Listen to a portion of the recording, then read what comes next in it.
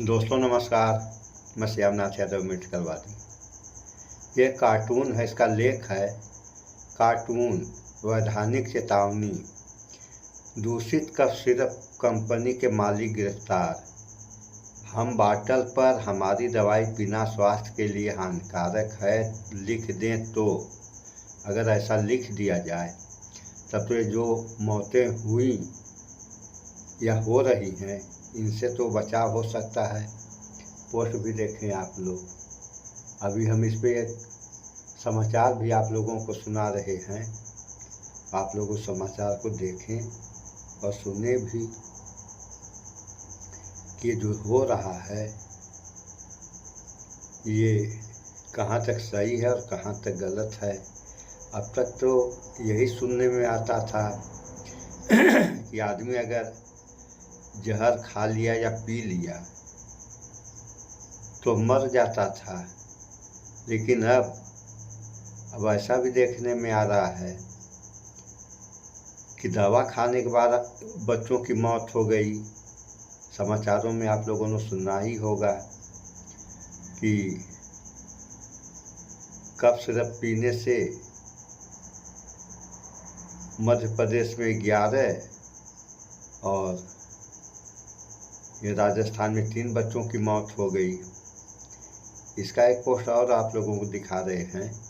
जिस देश में बच्चे कफ सिरप पीकर मर जाते हों और एक दलित को सरेआम पीट पीट कर मार डाला जाता है, वहाँ इतिहास पर गर्व से ज़्यादा वर्तमान पर शर्म करना सीखना चाहिए। ये लेखक हैं अशोक कुमार। ये भी पोस्ट देख लें आप लोग। देखिए, ये रहा पोस्ट। अभी समाचार हम आप लोगों को सुना रहे हैं इसका, और उसमें देखिए ये यहाँ से लेकर के और ये जो है विदेशों में भी ये कहानी हुई है। तो यहाँ स्वदेशी का नारा दिया जाता है। अगर ये सब व्यवस्था स्वदेशी रहती तो शायद, अब देखिए ये है समाचार। अब आप लोग समाचार भी सुन लें। अभी सुना रहे हैं हम। अब सुनिए समाचार। क्या आप सोच सकते हैं, जो दवा बच्चों को सर्दी खांसी से राहत देने के लिए दी गई, वही दवा उनकी मौत की वजह बन गई। जी हाँ, अफ्रीका से लेकर एशिया तक, देखिए, अफ्रीका से लेकर एशिया तक सिर्फ से सैकड़ों बच्चों की जान चली गई। और अब सवाल सिर्फ एक कंपनी पर नहीं बल्कि पूरे सिस्टम पर उठ रहे हैं कि ये दवा जो इलाज के लिए बनी वो जहर कैसे बन गई। नमस्कार, जोहार, मैं अभिषेक आनंद और आप जुड़े हैं प्रभात खबर के डिजिटल प्लेटफॉर्म के साथ। कहानी की शुरुआत होती है गाम्बिया, उज्बेकिस्तान और कैमरून जैसे देशों से। 2022 से 23 के बीच रहस्यमय तरीके से सैकड़ों बच्चे मर गए। जांच में पता चला कि इन बच्चों ने वही कफ सिरप पी थी जिसमें डाइथिलीन ग्लाइकॉल यानी DEG और एथिलीन ग्लाइकॉल यानी EG जैसे जहरीले केमिकल पाए गए, जो ब्रेक फ्लूइड और एंटी फ्रीज में डाले जाते हैं। यानी ये केमिकल इंसान के शरीर में पहुंचते ही किडनी फेल कर देते हैं। इस जांच में 2 भारतीय कंपनियां सवालों के घेरे में आई, मेडिन फार्मास्यूटिकल हरियाणा और मेरियन बायोटेक नोएडा। WHO ने साफ कहा ये सिर्फ सब स्टैंडर्ड और कॉन्टामिनेटेड है। भारत सरकार ने पहले इनकार किया, लेकिन बाद में सैंपल जांच में वही जहरीले केमिकल पाए गए। WHO बोला, भारत को अपनी ड्रग रेगुलेशन सिस्टम सुधारनी होगी। भारत ने कहा हमारी लैब रिपोर्ट क्लियर है, लेकिन जब अफ्रीकी देशों की लैब में टेस्ट हुआ तो वही सिर्फ DEG की ओवरडोज में डूबा मिला। यानी उत्पादन से लेकर निर्यात तक कहीं ना कहीं जांच की दीवारें गिर गई। अब आते हैं भारत के भीतर की कहानी पर। मध्य प्रदेश और राजस्थान में भी कफ सिरप से बच्चों की मौतें हुई।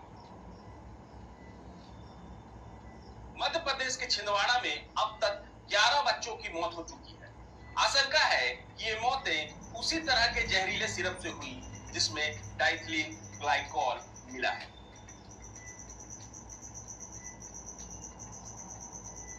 इस घटना के बाद सरकार ने तुरंत जांच करवाई और कोल्ड्रिफ कफ सिरप में वही जहरीला केमिकल पाया गया।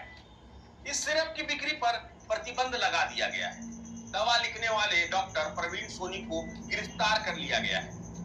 रिपोर्ट में बताया गया कि सिरप में 48.6% डाइथिलीन ग्लाइकॉल मिला है, जिसे निगलने पर किडनी फेल हो सकता है। मध्य प्रदेश सरकार ने सिरप बनाने वाली सिरिसन फार्मास्यूटिकल्स तमिलनाडु पर कार्रवाई के आदेश भी दिए। सीएम मोहन यादव ने मृतक बच्चों के परिवारों को 4 लाख रुपए मुआवजा देने और सभी बीमार बच्चों का इलाज मुफ्त कराने की घोषणा की। अब पूरे देश में अलर्ट है। कई राज्यों में कफ सिरप के सैंपल जब्त किए गए हैं। औषधि नियामक अधिकारी रिस्क बेस्ड इंस्पेक्शन कर रहे हैं, खास करके उन कंपनियों पर जो बच्चों की दवा बनाती है। आपको बताएं कि भारत दुनिया का फार्मेसी ऑफ द वर्ल्ड कहा जाता है, लेकिन अब सवाल यही है, क्या हम अपनी दवाओं पर भरोसा कर सकते हैं? देश में 60,000 से ज्यादा दवा निर्माता है, लेकिन नियमित क्वालिटी चेक सिर्फ 15% पर होता है। बाकी आउटसोर्सिंग और प्राइवेट लैब्स के भरोसे है, जहां निगरानी कम और मुनाफा। सुन लिया आप लोगों ने, गिरफ्तारी किसकी हो रही है? जो डॉक्टर कफ सिरप लिख दिया, गिरफ्तारी उसकी हो रही है। तो गिरफ्तारी तो उसको ही होनी चाहिए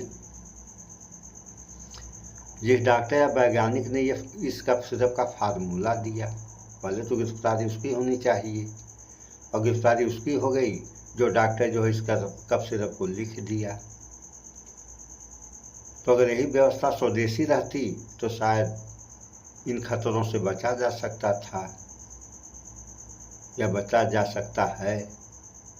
नारा दिया जाता है स्वदेशी अपनाओ, स्वदेशी अपनाओ। तो ऐसा कब तक चलेगा? और तमाम मौतें होती हैं दवा खाने के बाद, जबकि दवा जीवन रक्षक होती हैं, और यही तमाम दवाएं जीवन भक्षक हो जा रही हैं।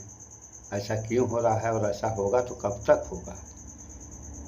इन सब पर कौन विचार करेगा? इन सब बातों पे विचार करें आप लोग।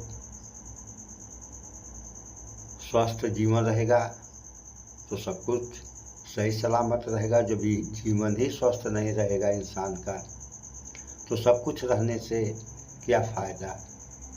तो इन सब बातों पे विचार करें आप लोग।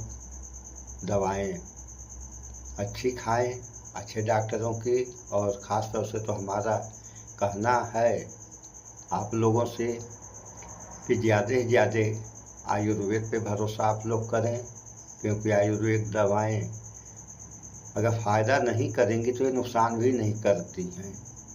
तो इस वीडियो में इतना ही। स्वच्छता अपनाएं, शुद्ध खाएं, स्वस्थ रहें, शिक्षित बने। जय विज्ञान, जय संविधान। नमस्कार।